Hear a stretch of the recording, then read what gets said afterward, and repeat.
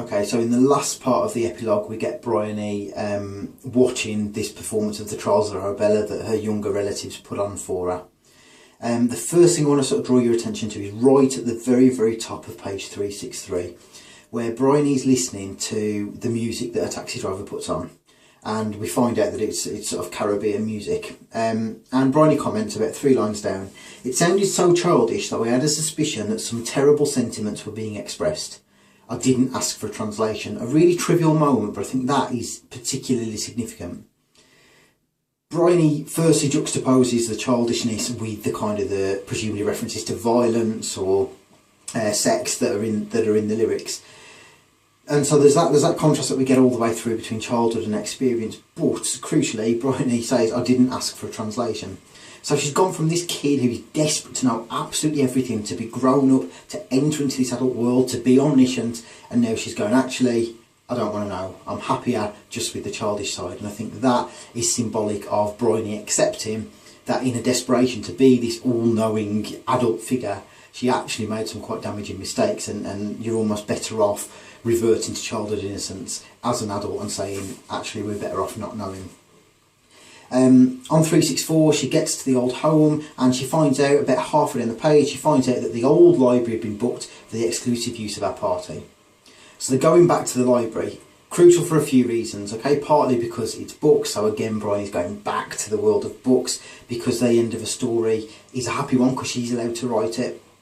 Also, that's where Robbie and Cecilia are interrupted by Bryony. And I think there's that idea that they were interrupted in the library, but through Bryony's book, she's resurrected the relationship. So we get another symbol, just like with Nettle, a symbol of something that Bryony's destroyed, but now being brought back. Right at the very bottom of page 365, Bryony meets Piero as an older man, and it says it's accepted that we never mention his sister. So again, Lola is this slightly shadowy, villainous figure in the background, okay? Bryony's playing up, I think, to that sort of stereotype. In the library though, the old house is now a hotel, and Bryony comments right at the bottom of page 366, the only reading matter was the country magazines in racks by the fireplace. So she's gone back to the library, but now, you know, all those sort of books have been sort of taken out. So again, it's Bryony as an older figure accepting a sort of naivety as a child, but also accepting that there's something quite beautiful about childhood, because the books have gone, but we're about to watch the tale of the Trials of Arabella. And that's what we get over the next couple of pages. On to 368, just over halfway down, we're told, distorted by a child's sense of time, it had always seemed the length of a Shakespeare play. I had completely forgotten that after the wedding ceremony, Arabella and the medical prince link arms and, speaking in unison, stepped forwards to address the audience a final couplet. Here's the beginning of love and the end of our travail, so farewell, kind friends, as into the sunset we sail. Okay, I think that ending is really crucial. Obviously, we get the parallels with Cecilia and Bryony. Arabella is given the medical prince. Robbie, you know, wanted to train in medicine. So we get that parallel, that the character that Bryony wrote as a child of Arabella is actually what she's sort of made Cecilia as well, giving her the happy ending as she goes into the sunset. But also the step forwards to address the audience at the end. And I think that's what Bryony's doing here, isn't she? She's sort of speaking to us with the over-the-top descriptions of Paul Marshall and Lola that she knows are a bit ridiculous, with these little nods to the audience, with the revelation that she's lied. She's doing exactly the same thing. So she's giving us the happy ending directly into the sunset, but she's also giving us a little nod so that we know, you know, she's doing that because that's what readers want, just like they wanted when she was a child and she wrote the Trials of Arabella. And then she sort of dwells on this idea that basically there's been a crime and there's been an atonement. Towards the bottom of page 369, she says, my 59-year assignment is over. There was our crime, Lola's and Marshall's mine.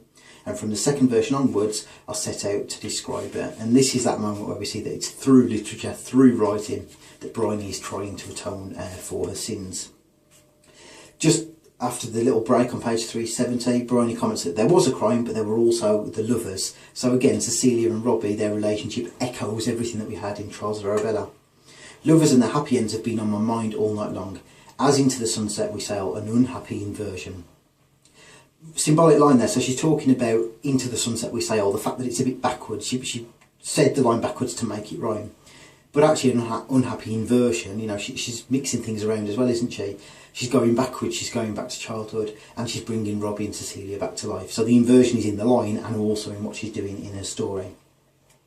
And she says, I've not travelled so very far since I wrote my little play, or rather I've made a huge direct impression and doubled back to my starting place. So it returns to childhood at the end. The idea is that actually growing up is the acceptance of how good childhood was, and the acceptance that ultimately that's what we want. And that continues on to page 371. We're told on about just over a third of the way down, when I'm dead and the Marshalls are dead and the novel is finally published, we will only exist as my inventions. Bryony will be as much a fantasy as the lovers who shared a bed in Balham and enraged the landlady. So again, McEwan's warning against seeing, oh, the real story is that they died, the fiction is that they lived. McEwan's making the point they're all fictional, and he says, you know, that in a book there's no point looking for truth. The whole point is it's a story that does its purpose as a piece of literature. Just like Dickens says in Hard Times, you know, don't make things too literal, look for cackling, he says, look for entertainment. That's what literature is all about. You know, she carries on, no one will care what events and which individuals were misrepresented to make a novel. So ultimately, she's allowed a victory through writing. And then right at the bottom of page 371, we're told she's standing at the window. Okay, remember she stood at the window as a child as well, looking down on Robbie and Cecilia, so we've got that image back again. And we're told I've been watching the first grey light bring into view the park and the bridges over the vanished light. So we get the light, which has been an ongoing symbol. We get bridges, which have been an ongoing symbol throughout. But now there's new light shed on it, isn't there? It's the first grey light starting again. So it's the idea that she's sort of seeing things again in a new way.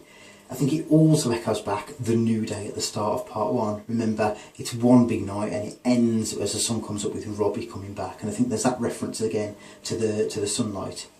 And she says the long narrow driveway down which they drove Robbie away into the whiteness. So there's that idea, the deliberate reference back, but with the reference to a new day. There's the idea that through literature, through this story, that actually things can be put right.